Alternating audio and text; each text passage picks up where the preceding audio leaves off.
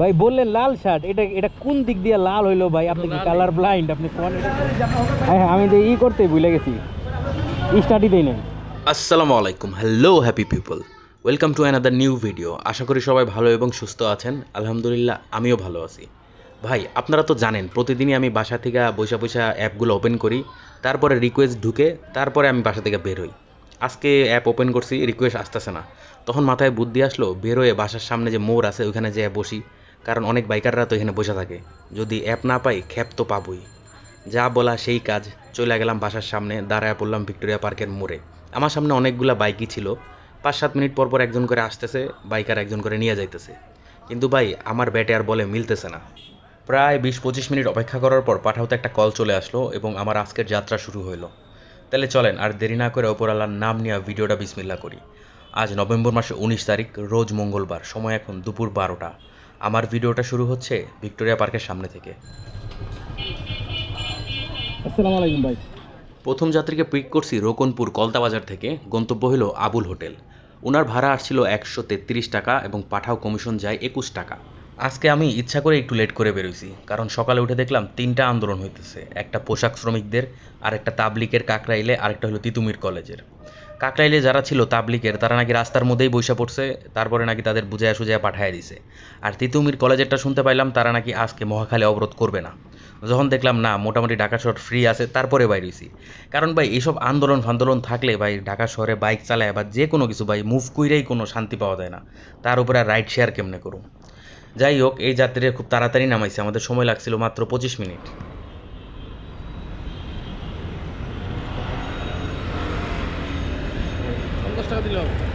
ঠিক আছে, ধন্যবাদ। আসসালামু আলাইকুম।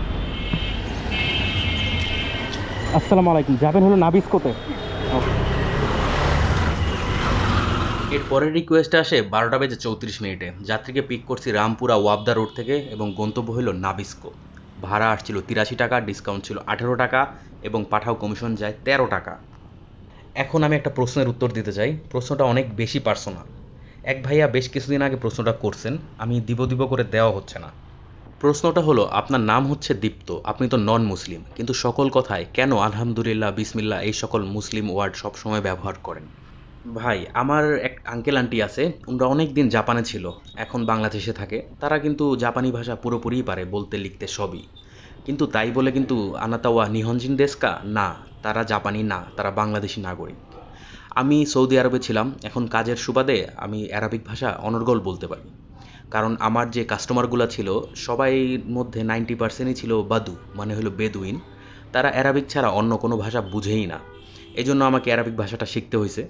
যদি আমি ভাবতাম যে আমি তো হিন্দু, আমি কেন মুসলমানদের ভাষা শিখবো, কেন তাদের শব্দ শিখবো, তাহলে তো ভাই যতদিন ওইখানে ছিলাম সারা জীবন চুপি করে থাকা লাগতো।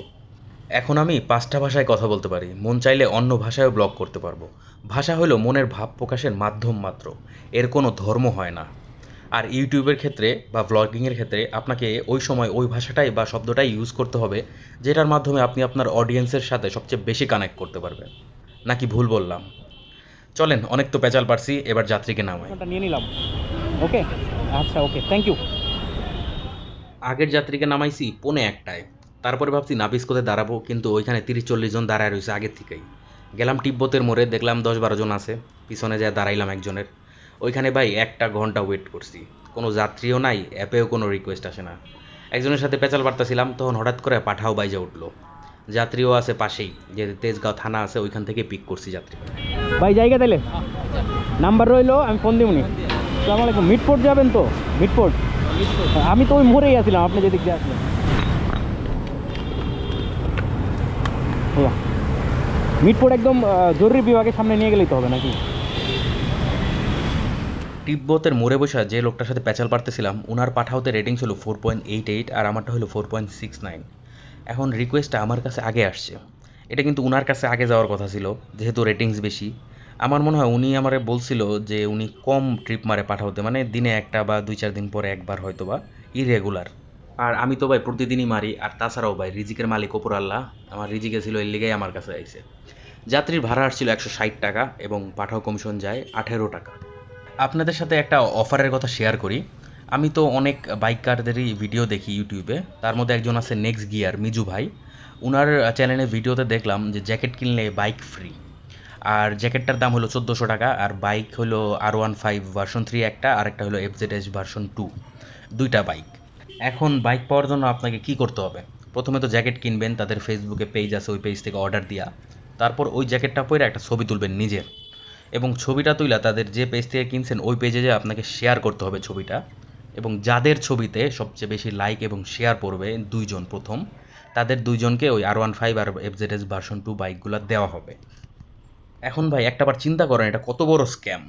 ধরেন আপনি একটা ছবি ওখানে যে শেয়ার করলেন, ওইখানে 2টা বা 3টা 5টা 10টা লাইক পড়লো, তারপর RS ফাহিম বা হিরো আলম ওই জায়গায় একটা ছবি পোস্ট করলো, তাদের ছবিতে লক্ষ লক্ষ লাইক পড়ে গেল, তাইলে আপনি কিভাবে জিতবেন? এটা কিভাবে ফেয়ার প্লে হইলো? চিন্তা করেন, এখানে বৈষম্য করা হইতেছে না ভাই? এইসব ফালতু জিনিসের সাথে যে মানুষজন কেন জড়ায় নিজেদের নামটা খারাপ করে বা নষ্ট করে, আমি তো বুঝতেছি না। কেউ তো ভাই এই জ্যাকেট জীবনেও কিনবো না। এই ভিডিও দেখার পরে এই জ্যাকেটের সেল আরও কমে যাবে, আমি গ্যারান্টি দিয়ে বলতেছি। 2 টাকা আছে বাংতি, আমি 40 টাকা দিই, আপনি 2 টাকা বাংতি থাকলে দেন। এই স্যার, ধন্যবাদ ভাই। কাউন্ট না না, শাহবাগ যাবো আপনার। আসসালামু আলাইকুম, কিশোর ভাই। হ্যাঁ, হেলমেট। যাত্রী আমাকে বলল বংশাল হয়ে পাকিস্তান মাঠ দিয়ে যাইতে, ঢুকাইলাম বংশাল দিয়ে। আমার হাতের বাম সাইডে খেয়াল করেন, ঢাকার রাস্তায় আমি প্রথম দেখলাম হিরো এক্সট্রিম 125R। ভাই এক কথায় ব্যাপক লাগতেছিল বাইকটা। আর আপনারা তো জানেনই এই বাইকটা স্প্লিট সিটে আসে, কিন্তু ভাই সিঙ্গেল সিট চাইলে নিতে পারবেন। হিরোর শোরুম থেকে ওইটা আপনাকে আলাদা অ্যাক্সেসরিজ হিসেবে কিনতে হবে এক্সট্রা টাকা দিয়ে, তারপর লাগাইতে হইব। আর আমার মনে হয় যে কমফোর্টের দিক দিয়ে চিন্তা করলে সিঙ্গেল সিটটাই বেস্ট হবে। চলেন আমরা রাইড শেয়ারে ফেরত যাই। এরপরের রিকোয়েস্টটা আমি মিডফোর্ড থেকেই পাইছি, ঘড়িতে বাজে তখন 2:45। আর এই রিকোয়েস্টটা পাওয়াতে আমার বোনাসটাও কনফার্ম হয়ে গেল। যাত্রীর গন্তব্য হলো Dhaka university metro rail station. ভাড়া আসছিল 112 টাকা, ডিসকাউন্ট ছিল 18 টাকা, এবং পাঠাও কমিশন যায় 13 টাকা।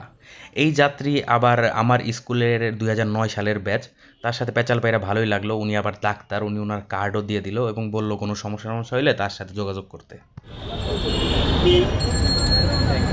হ্যাঁ, কার্ড দেন একটা। কার্ডটা রাখেন, আপনার ফার্মেসিতে যদি কোনো দরকার হয় আমাদের অবশ্যই ভাই, যে কোনো যদি কোনো বুদ্ধিও লাগে আপনাকে ফোন দিবেন। আর একটা সার্জারির তো বুঝছেন, সার্জারি অনেক পেশেন্ট মেশেন্ট আছে, হ্যাঁ। বললে হ্যাঁ। আপনার পরিচিত হইলে ওই কমের মধ্যে সব কিছু করা যাবে। ঠিক আছে, ঠিক আছে, আচ্ছা আল্লাহ ঠিক আছে, ওকে আল্লাহ। ভাই এত ফুল নিয়ে কই যান? বিয়া নাকি আপনার? ফুলের এই আল্লাহ, আচ্ছা ধরেন। এরপরের রিকোয়েস্ট আসে 3:16 এবং যাত্রীকে পিক করছি শাহবাগ ফুলের মার্কেট থেকে। গন্তব্য হইল পাটোয়াটুলি জামে মসজিদ। আর যাত্রীরা যখন উঠাইতেছিলাম তখন দুই দিকে প্রচুর পরিমাণে রিক্সা ছিল, বাইরে হইতে পারতেছিলাম না। রিক্সাওয়ালাগুলোকে অনেক ক্যাচাল কইরা তারপরে ওই দিক দিয়ে সাইড দিছে, তারপর বাইরে হইছি। আর এত কিছুর ভিতরে আমার আর স্টার্ট দিতেই মনে নাই, তাও যাত্রী আমাকে ভাড়া 130 টাকা দিছিল। 121 টাকা না, কতই ছিল ওইটাই দিয়ে না। আমি সমস্যা নেই। কথার তালে তালে স্টার্ট দেয়নি।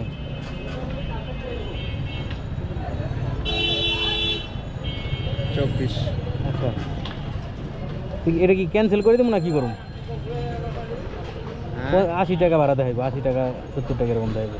এটা যাই দেখ, আপনার যেটা ভালো হইলে ওটা করেন, আমার মতামত নাই। আপনার যেটা ভালো হইবে ওটা করেন।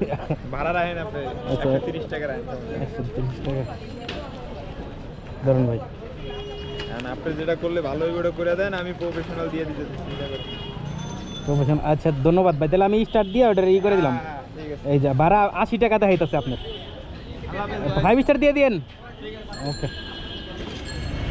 আসসালামু আলাইকুম ভাই। টিএসসি চলেন। আগের যাত্রীকে পাটাটুলি নামানোর সাথে সাথে মিডফোর্ড থেকে একটা রিকোয়েস্ট আসে। যাত্রীর গন্তব্য ছিল পল্টন, ভাড়া দেখাচ্ছিল 85 টাকা। আমি দিছি রিকোয়েস্ট ক্যান্সেল করে, এই 85 টাকা নিয়ে কেটা যাইব জ্যাম ঠেলে এত দূরে। কিন্তু ভাই ওই রিকোয়েস্ট ক্যান্সেল করার পরে আবার ঢুকে আরেকটা রিকোয়েস্ট সাথে সাথে। যাত্রীকে পিক করছি লালকুটি থেকে এবং গন্তব্য হইল Dhaka university metro rail station. আবার যাইতে হইব এই জ্যাম ঠেলা ওই জায়গায়। একটা জিনিস খেয়াল করেন, এই যে যাত্রীকে নিয়ে যেতেছি সদরঘাট থেকে ঢাকা ইউনিভার্সিটি পর্যন্ত, দূরত্ব 5 কিলোমিটার, ভাড়া পাইছি 120 টাকা। আবার যদি ধরেন ইসিপি চত্বর থেকে ডিওএইচএসের মোড় পর্যন্ত নিয়ে যায়, ওই জায়গায়ও দূরত্ব হইতে পারে 5 কিলোমিটার, ভাড়া পাইবেন 120 টাকা। এখন কিভাবে ভাই এই যে জাম ঠেলা কষ্ট করে নিয়ে যায় 120 টাকা জায়েজ, এবং ওইখানে ওই যে ইসিবি চত্বর থেকে উড়তে উড়তে নিয়ে যায় 120 টাকা জায়েজ হইলো, আমি এটা বুঝলাম না। অ্যাপের লোকজনরা কি ঘাস খায়া বড় হইছে? তারা কিভাবে এই ধরনের ভাড়া নির্ধারণ করে? কেন ঢাকা শহরে কিলোমিটার অনুযায়ী ভাড়া নির্ধারণ করা হয়? পুরান ঢাকায় ঢুকলেই ভাড়াটা হওয়া উচিত ডাবল। আপনারা কি বলেন? যদি একমত হন তাহলে কমেন্টে পুরা লেখা ভরে ফেলান। দাঁড়ান 5 টাকা নিয়ে যান। এই যে আমারও আছে। আরে ভাই থাকবো না কেন? এই যে ধন্যবাদ, আসসালামু আলাইকুম। এই একটা 5 স্টার দিয়ে দিন। ঠিক আছে ভাই। বললেন লাল শার্ট, এটা কোন দিক দিয়ে লাল হইলো ভাই? আপনি কি কালার ব্লাইন্ড? আপনি কোন? এটা তো আমি কই লাল শার্ট কই, এই যে এটা হলো লাল বাস, ঠিক আছে? So it doesn't match, deep লাল আর কি, এটা হলো মেরুন। চলেন। এরপরে রিকোয়েস্টটা পাঠাতে যখন আসে তখন ঘড়িতে বাজে 4:40, এবং রিকোয়েস্ট আসার সাথে সাথে আমার মনটা একেবারেই খারাপ হয়ে গেল। রিকোয়েস্টটা ছিল ঢাকা ইউনিভার্সিটি থেকে শাকারি বাজার জগন্নাথ ইউনিভার্সিটি, মানে আবার সেই জ্যাম ঠেলা যাওয়ান লাগবো। আর যে যাত্রী, তার বাসা হইলো আমার বাসা থেকে 2টা বাসা পরে, মানে ধরেন আমার বাসা যদি 5 নাম্বার হয়, হ্যার বাসা হইলো 9 নাম্বার। তাইলে কি করবো? আমি মনে মনে প্ল্যান বানালাম হ্যারে নামায় দিয়া ডাইরেক্টলি জামুগা বাসায়। ওনার ভাড়া ছিল 113 টাকা, ডিসকাউন্ট ছিল 17 টাকা, এবং পাঠাও কমিশন যায় 2 টাকা। তাহলে চলেন আজকে এই হিসাবটা কইরা ফেলাই। আজকে আমি টোটাল পাঠাওতে 7টা ট্রিপ দিছি, এবং 120 টাকা বোনাস সহ আলহামদুলিল্লাহ আমার ইনকাম দাঁড়াইছে 950। এখানে আছে 857, কারণ একটা ট্রিপ আমি স্টার্ট দিতে ভুলে গেছিলাম। ঠিক আছে, ধন্যবাদ, বাই। আচ্ছা, তাহলে প্রিয় ভাই ব্রাদার ও আপুরা, আজ আমি এখানেই বিদায় নিচ্ছি। ইনশাআল্লাহ কাল আবার দেখা হবে। সবাই ভালো থাকবেন, সুস্থ থাকবেন। আর আমার ভিডিওটা কিন্তু অবশ্যই লাইক এবং শেয়ার করে দিবেন। নতুন যারা আছেন সাবস্ক্রাইব করতে ভুলবেন না। সবাইকে অসংখ্য অসংখ্য ধন্যবাদ এবং শুভরাত্রি।